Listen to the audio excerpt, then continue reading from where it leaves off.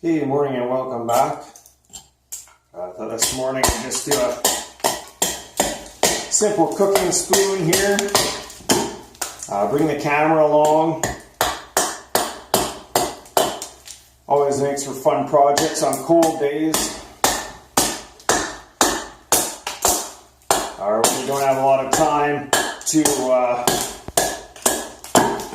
sit down and work on a big project or something that's going to take quite a while. So this is just a quarter round of birch. And it's getting pretty dry, but birch carves nice when it's seasoned. You know, it's not like other woods that you have to carve green. It's pretty forgiving, you know, it doesn't check a whole lot when you do carve it green.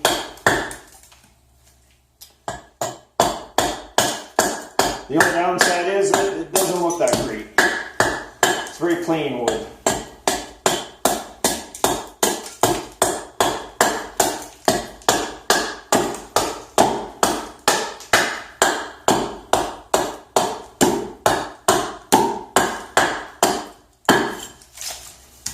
So again, just a simple, this is just going to be a flat spoon, so I'm just making a flat edge here to draw my pattern on.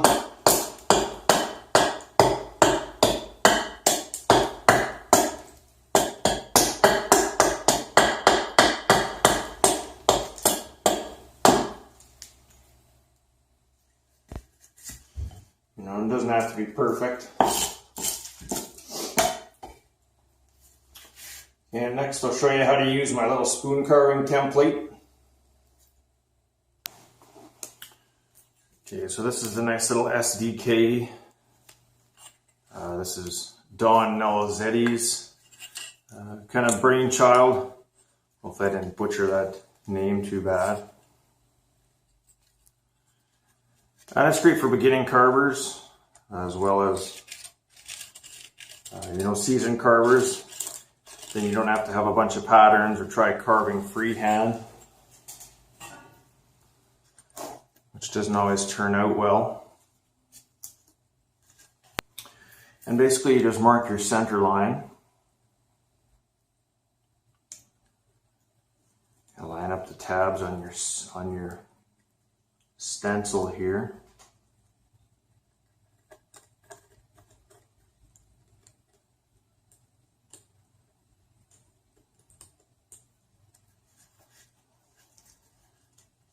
And there's a couple different sizes to choose from. Actually, I guess there's about 8 sizes to choose from.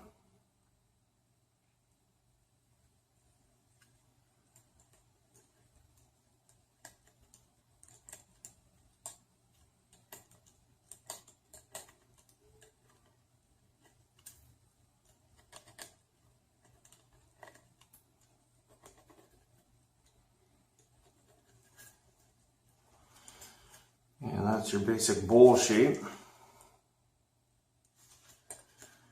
I like the largest size. The small is almost too small. That's like a little baby spoon or something. Okay, and then we just kind of rough it in from here.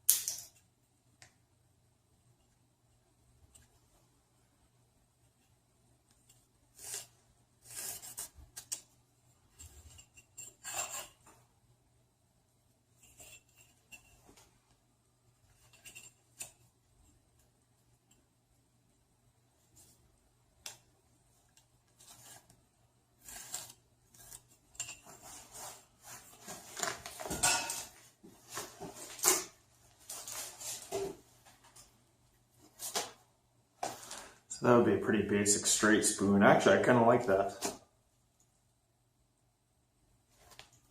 Not bad. And I can take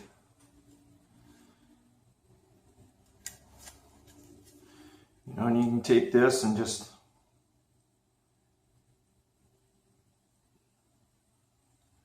figure out what you like.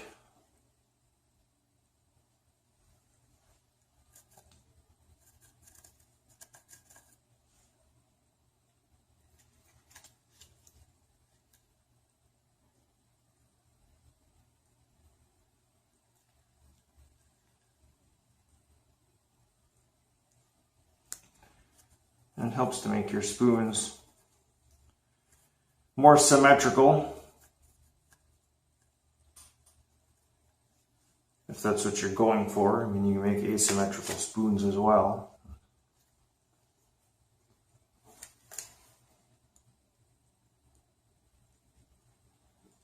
A little bit of tear out in here, but that'll get flattened out as the spoon gets worked here. Okay, so I think I'll start with that. Actually, I like pretty plain spoons. You know, they're a bit easier to carve, they work well, they're nice in the hand. I think I'm going to stick with that for now. We'll see how that turns out.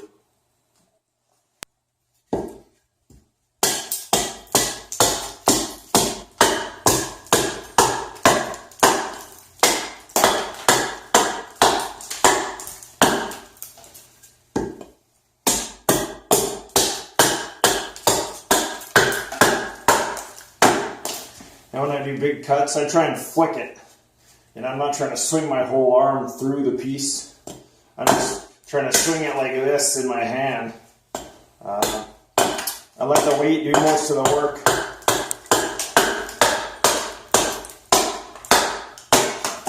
Otherwise your arm's going to get really, really tired, really sore and quick.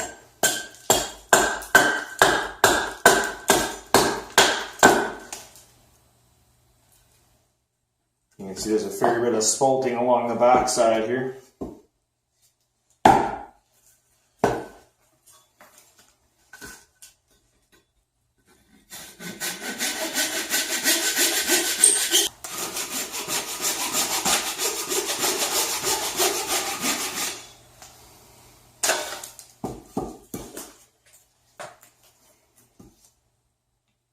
Okay, then I'll put a couple control cuts here and here.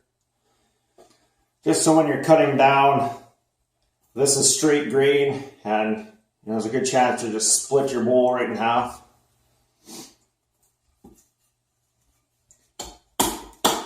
Just a way to keep a little better control. You don't have to do it, but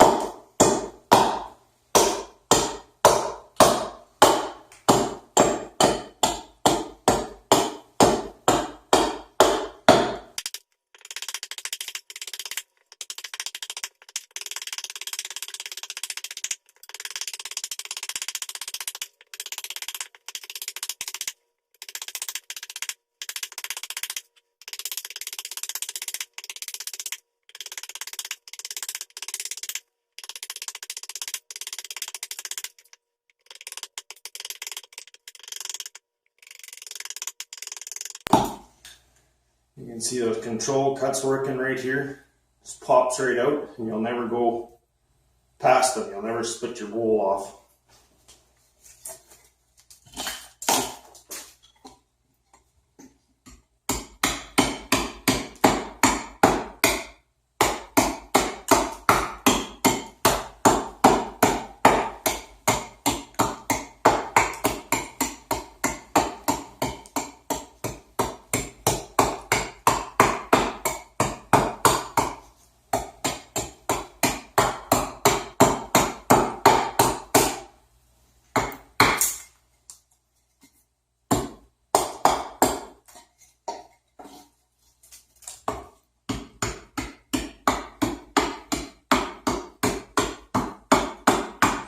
It helps when you're doing these cuts around the bowl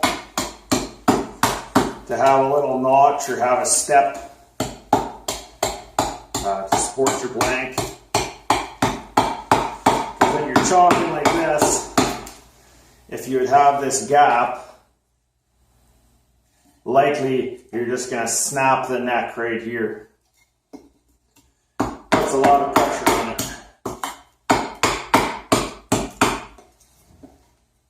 But overall, they're pretty easy. These flat cooking spoons, you know, there's no crook to deal with. You don't have to try and make a big bow in it or anything.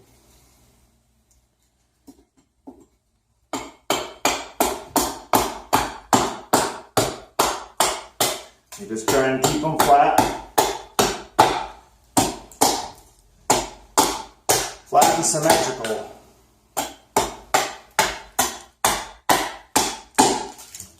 Symmetrical is always the trick. You don't want it to look like, well, you don't want it to look amateurish. You don't want it to look all weird. Look like you put some effort into it, some time into it. You know, that's why we use patterns.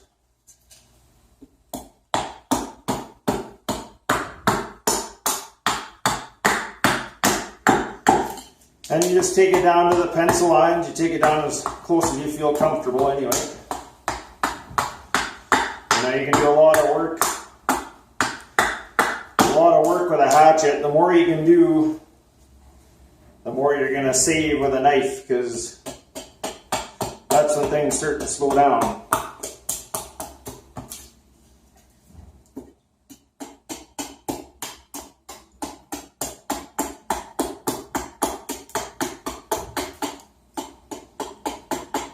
You know, and you can choke way up.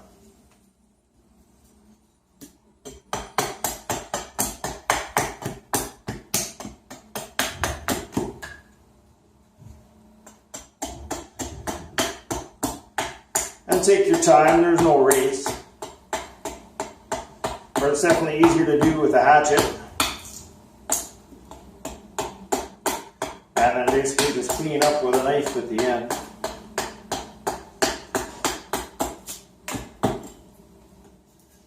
Right, you can see how close you can get. And that's where it helps to have wider bevels, like almost a thicker hatchet with wider flat bevels, as opposed to something really, really thin.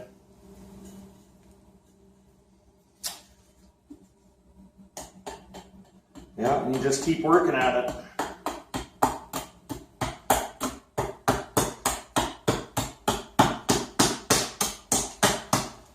And don't be tempted to rush or put too much power behind your cuts, because you'll wreck what you started. And then all that time you put in getting to this step right here will be for nothing, and you'll be starting all over again.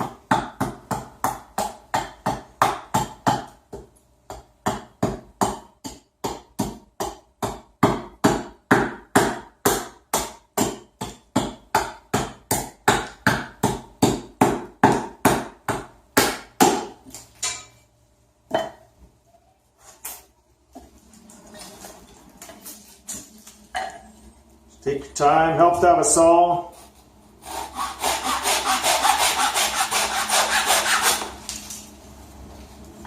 You don't have to be trying to cut these ends off or anything.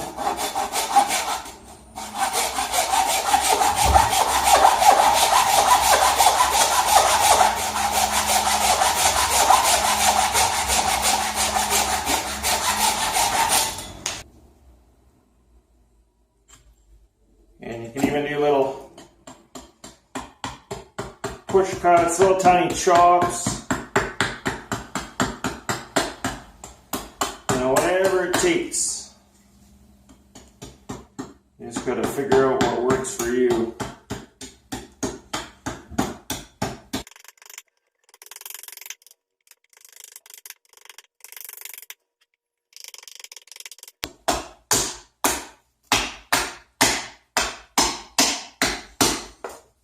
And even if you're not into spoon carving, you know, this helps you get comfortable with your tools, comfortable with your axes, your knives. I'm going to be using a couple draw knives and spoke shaves, and it just helps you get a better feel for them, better control. Almost like hand practice, warming up for the day. So yeah, even if this isn't your cup of tea, still worth a go at it. Alright, I'm going to switch here to the draw knife. Stick with me. Okay, so I'm just going to switch to a draw knife here. This is just a Stu-Buy brand from Lee Valley. I kind of cleaned up and modified. It was pretty rough when I first got it.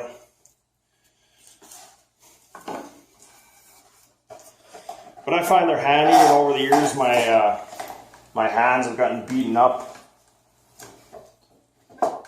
And my fingers, my hands, they don't wear as well as they used to. They tend to get sore when holding a knife. So this way, you can hold it tight in your shave horse and just get a draw knife good and on it. Use both hands, use larger muscle groups.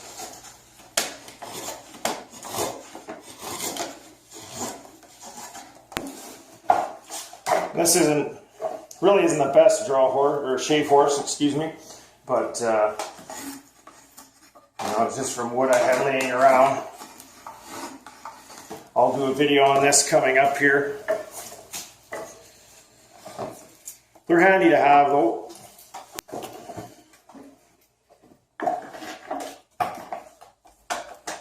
You know, and I even do the back of the bowl too with my draw knife.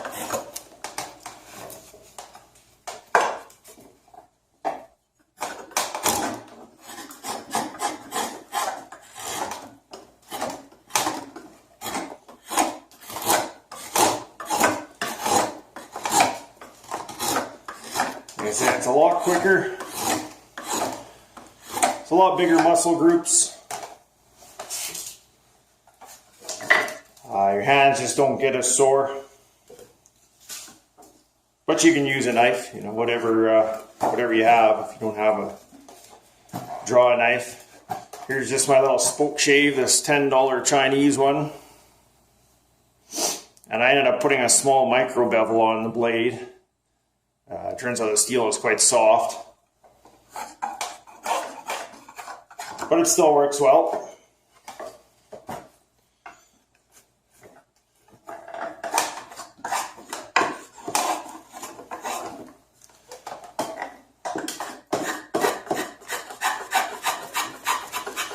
And it gets a really nice smooth finish.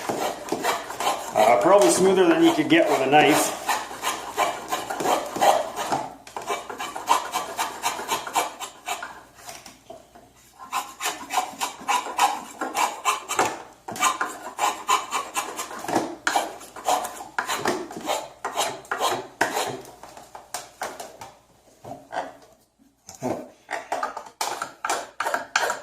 Birch is pretty slippery wood. This does not want to sit still.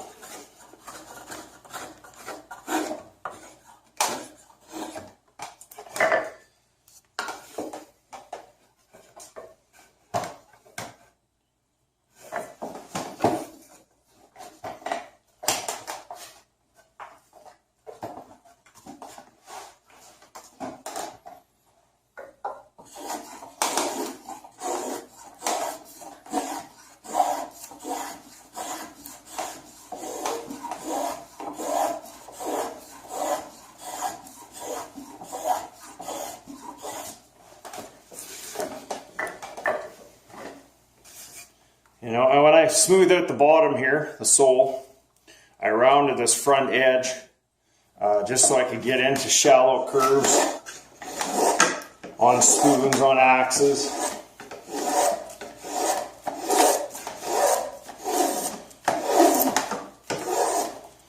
You know, and again, it really works well. It keeps a nice flat surface. It's easy to use.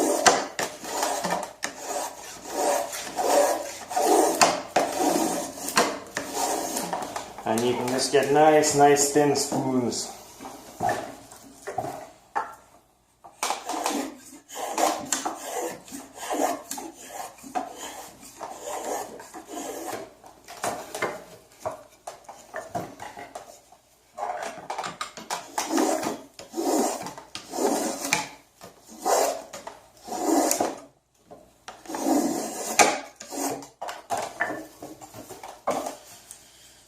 that's coming along nice. Oop. That's all it takes. So sometimes things go a little sideways, no matter your best intentions. This one was a little too spalted, I guess, and a little too thin. So we're just gonna start over.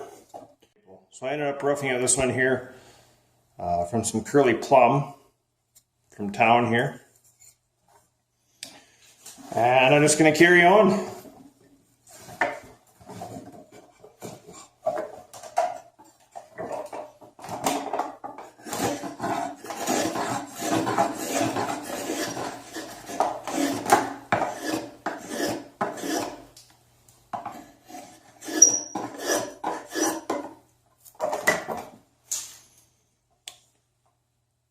You know, and one nice thing about having a flat-sided spoon is you can use your spoke shave.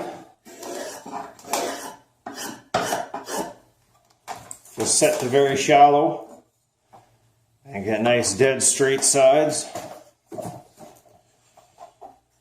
Makes it look like you're very talented with a knife. Okay, and that's pretty consistent. Bit of tear out here, I'll clean that up with a knife. You can see the grain changing. You know, curly looks nice, but it's tough to work with. A little bit of tear out here. Some of it I might just leave. You know, it's a natural material. It's just never going to be perfect.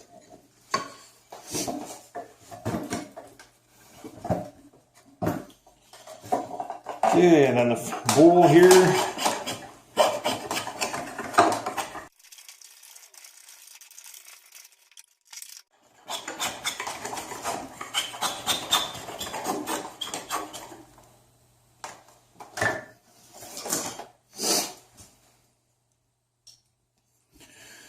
You can see the shine that takes.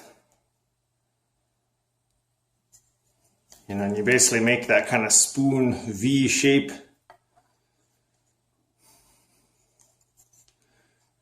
But yeah, this plum really polishes up nice. Makes her a nice spoon.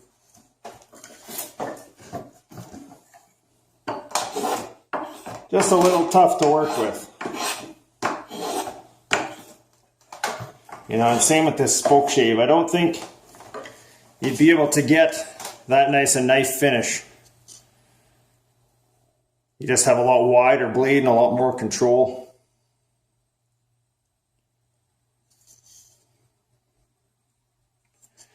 Okay, and then we move on to the knife work here. Okay, and then on to the knife work. This one's quite big, but it works nice. It's got nice wide bevels. So you can either get power cuts up tight, or you can work off the tip like this. It's a nice general use knife.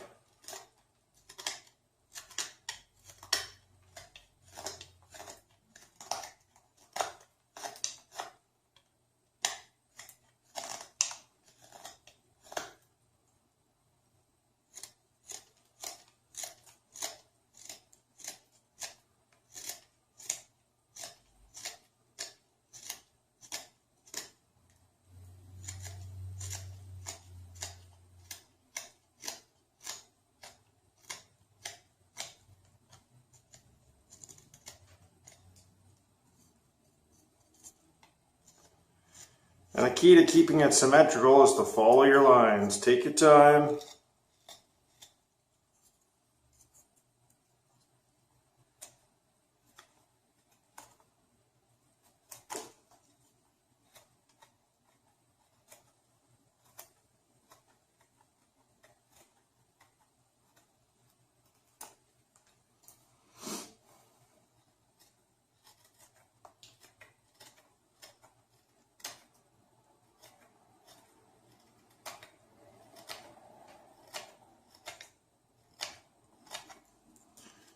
Sometimes asymmetrical is nice too. Depends what you're going for.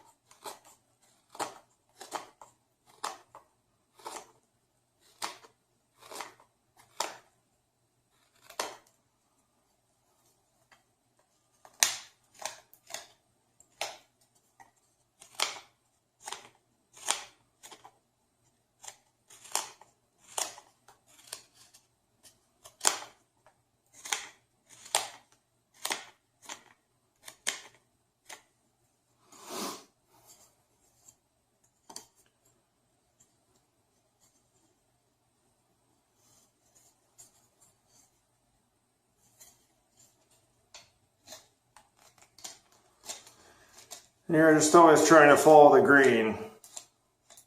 Otherwise you're going to get tear out. Just keep working your way around.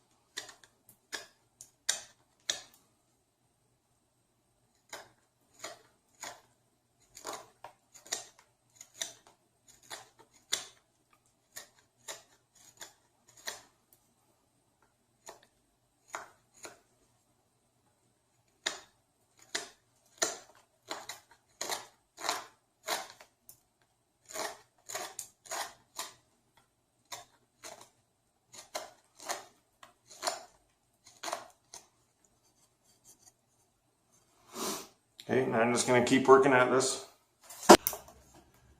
Okay, now so all that's left is to hollow this out. I've got this big open sweep. This one's from Pinewood Forge, if anyone's interested. I have another video as well. And just hollow it out. This is what takes time, and you want to get this nice and smooth. Going for a nice tooled finish. You can see here just how smooth it is compared to what sandpaper leaves. So I'm going to work on this, and then I'll be right back and show you how this wraps up.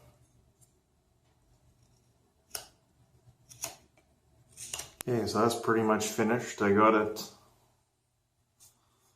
not quite as deep as I wanted, but not bad. And once you have it to the point you want, you're basically just cleaning up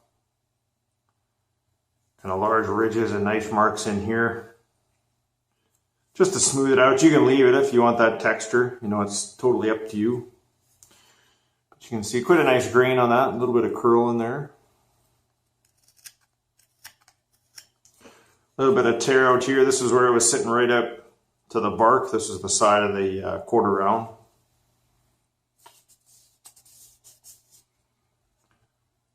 But overall, not too bad, just for a quick little spoon anyway. So I'm going to go ahead and just chamfer the edges here to give it a little more strength, and then spoke shave out this handle to take the marks off. Throw some oil on it, and I'll show you the finished product here.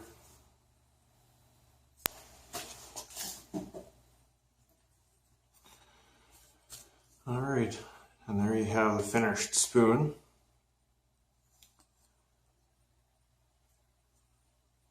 And you can see how shiny that tool finish makes it,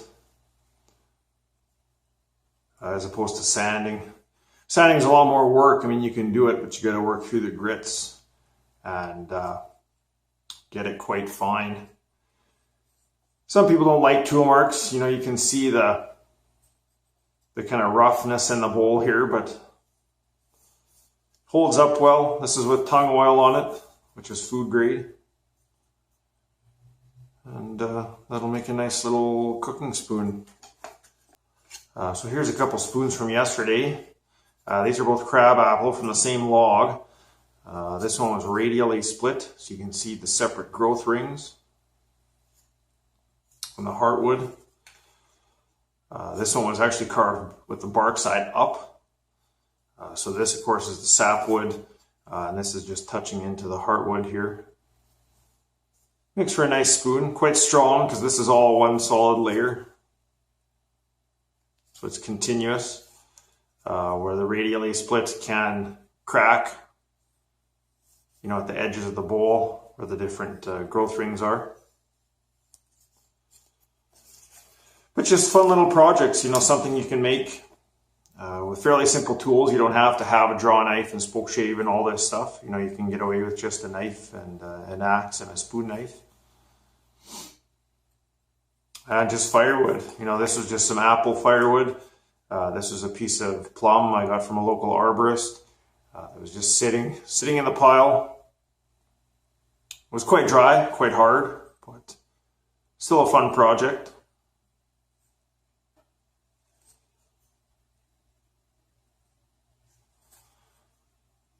All right, hopefully you guys enjoyed following along there. Hopefully it was detailed enough, and I keep getting comments to show more of this process, so hopefully I didn't rush through it. Hopefully it was easy enough to follow along. And you guys can try these out yourself at home. You know, and as you can see, I broke the one. You know, stuff happens, and just keep on trying. And if nothing else, you'll get to know your tools and get more accurate with your hatchet, get better with your knife, and you know, you can apply that to other projects down the road. All right, thanks for watching. Please remember to like, share, and subscribe. And enjoy the rest of your afternoon.